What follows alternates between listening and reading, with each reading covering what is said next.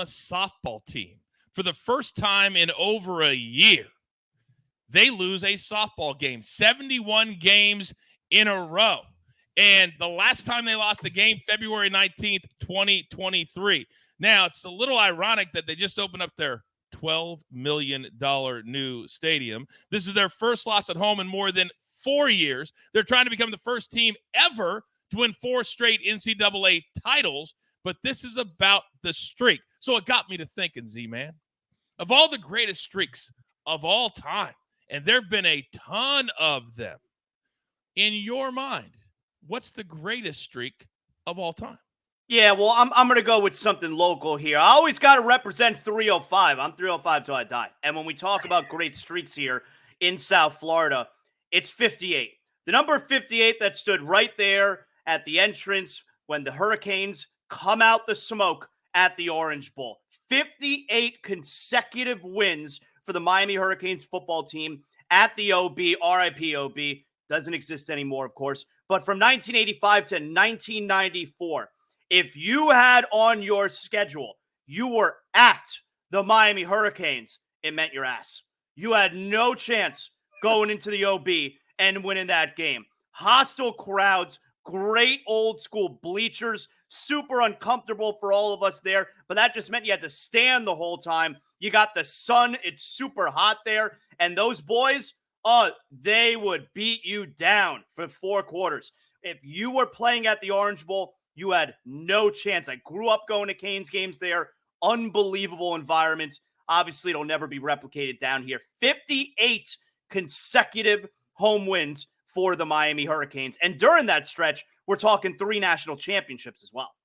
And that was prior to cable television. So you only got those 1 or 2 games on the weekend. So there was a lot of like lore, like it was a lot of mystique around those teams because you didn't get to watch them every single week. That's a great pick, Z-Man. Here's some of the greats of all time right there. Cal Ripken, that one will never be touched because they're soft in baseball these days.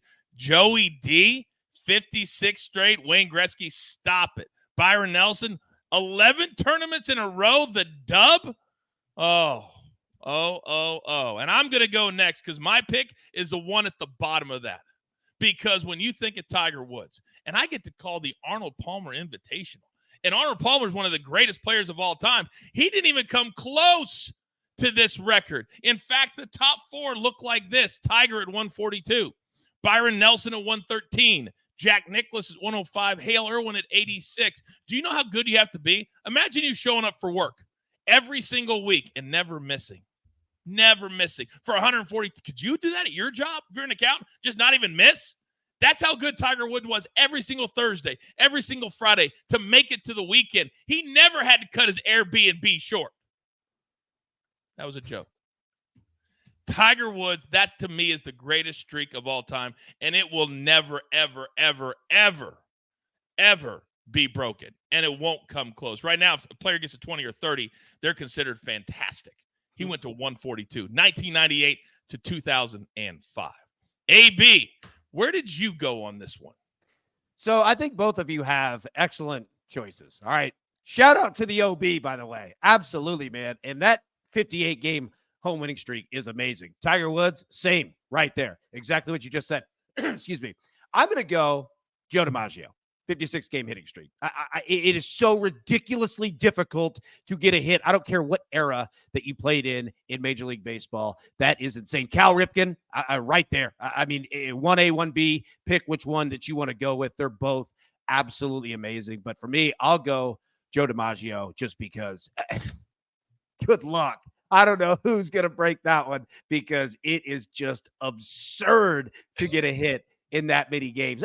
Like you said, Coach, Major League Baseball players don't play that many games in a row in their careers right now. Are you kidding me? Dude, Can 56 you imagine? games, dude. That's amazing. Can you imagine?